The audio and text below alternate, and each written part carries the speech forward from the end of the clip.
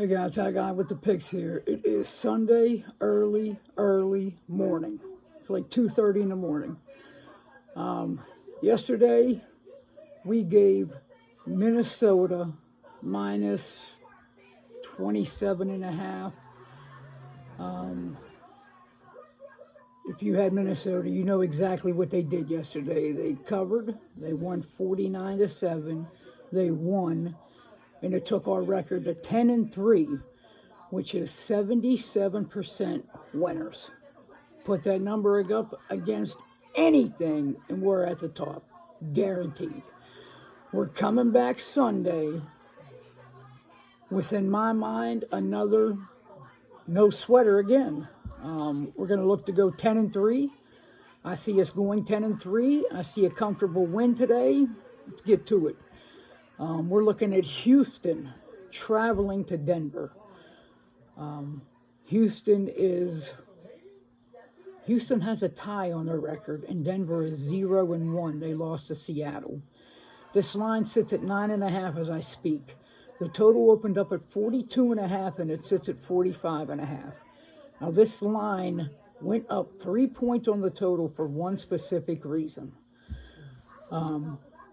Houston, in my opinion, they may have played their best game last week, especially the first 3 quarters of the game, before their defense gave up 17 points in the fourth quarter, and they ended up tying in overtime with the Colts. That may have been their best game of the year last week.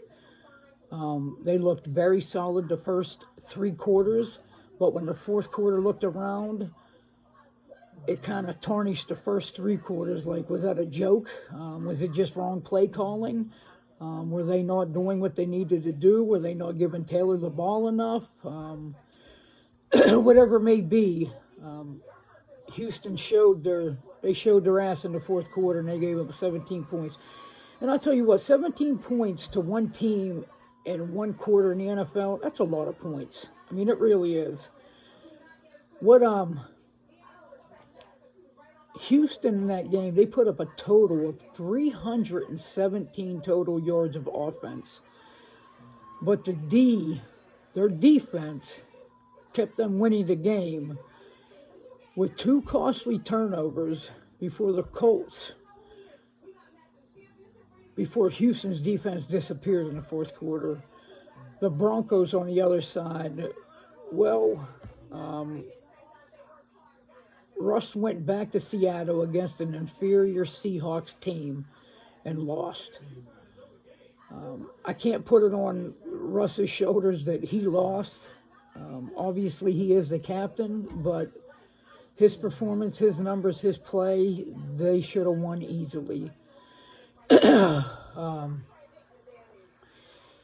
He did look good. He had 340 yards passing and a touchdown. In the ground game broke 100.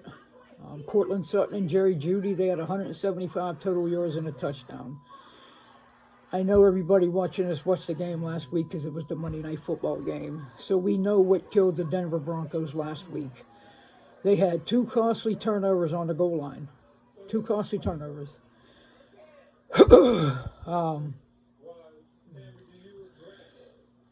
But that's football. That's football. It's turnovers. It's part of the game. I'm sure this week during practice, they super glued that ball to Gordon and Williams. I'll be surprised after each play if their first move is not to give the ball to the ref, is to take it back to the huddle.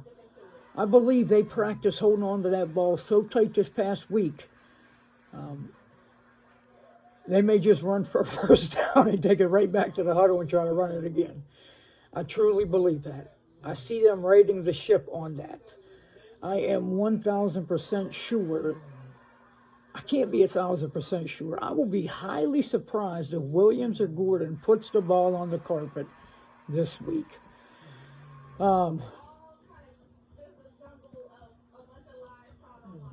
Denver's defense last week looked absolutely great.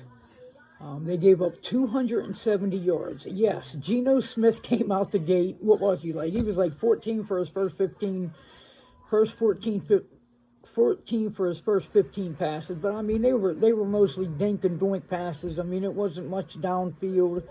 They were picking them apart with short passes. Denver definitely adjusted to that, and Denver's defense in that game, they forced 3 fumbles in that game. Their stud that they brought in, Bradley Chubb, he had 2 sacks in the game.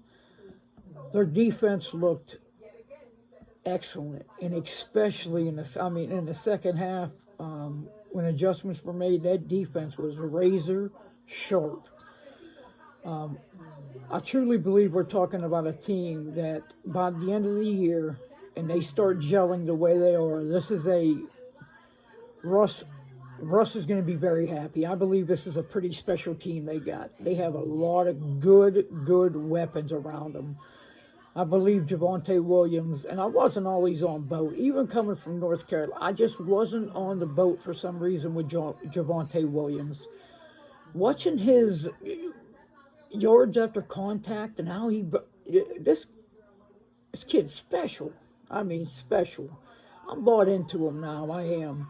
And maybe it makes him look a little bit better whenever you got a guy that's throwing for 340 yards. So when he makes them rushing plays and you see him, you really see him for a lot more than what they are because they have that much balanced offense. I know I did last week. And by the way, we hit that game last week too. Thank you, Denver's defense. Thank you, Seattle's defense, for that win. Now, in this game, I look for Denver to be absolutely razor sharp this week. I do. I see him making up and making an example out of this Houston team at home. Russell Wilson should have his way. He should have his way. I look for Javonte himself to break 100 this week for the first time this year. Houston should struggle the entire game. And I don't care if Pierce is running the ball, if they got Rex Burkhead out there, or Rex Burkhead's receiving, Brandon Cooks. I really don't care what's going on. Houston should really struggle to move the ball this week. That line move from 42 to 45.5 was simply based on one thing and one thing only, and that's Denver's offense. And I believe Denver is going to have a potent offense. It could be starting this week for the rest of the year. I mean, there's a real good chance that that's what's going to happen. I look for Russ and the boys to put on an absolute show for the fans at home, especially Russ's first game in Denver. He wants to make a statement. He wants to put an exclamation point on this. The 9.5 points, I don't think it's high enough. I don't. I really think Houston showed what type of defense. I'm not trying to discredit them for the first 3 quarters they played last week, but you can't play for 3 quarters like that and then turn around in the fourth quarter and almost erase everything that you did for the first 3 quarters. I mean, NFL it's real. What have you done for me lately? I mean, it is. I mean, you're as good as your last play. I mean, the first 3 quarters were great, but the last quarter was absolute dog shit. I mean, let's just say what it was. I mean, it was dog shit. I see Denver winning very comfortable at home. You know what else always gives Denver a nice advantage? And they used to talk about it a lot. You know, the altitude that they play at, that's a big advantage for a home team like Denver. And Houston coming into a place like that. Houston will be at 60% when Denver's still at 95. It makes a big difference. It does.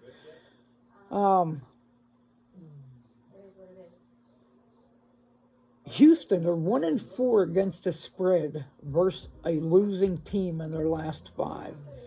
And Denver is 5-2 against the spread versus a team with a losing or tied record. Those two trends are exactly on the opposite end of the spectrum. like I said, I see Denver to get the job done comfortably at home, to put a show on for them. I expect them to win by at least 14 to 17 points. I wouldn't be surprised if they win by 20 to 24. I wouldn't. This is our game today. We will be going to 11-3 after this. We will be creeping up to the 80%. Guys, get on the train. I'm just continue to ask you and say thank you for everything that you do. The comments, subscribes, the shares. Please leave a comment. Please leave a thumbs up. Push this out to all your social media outlets.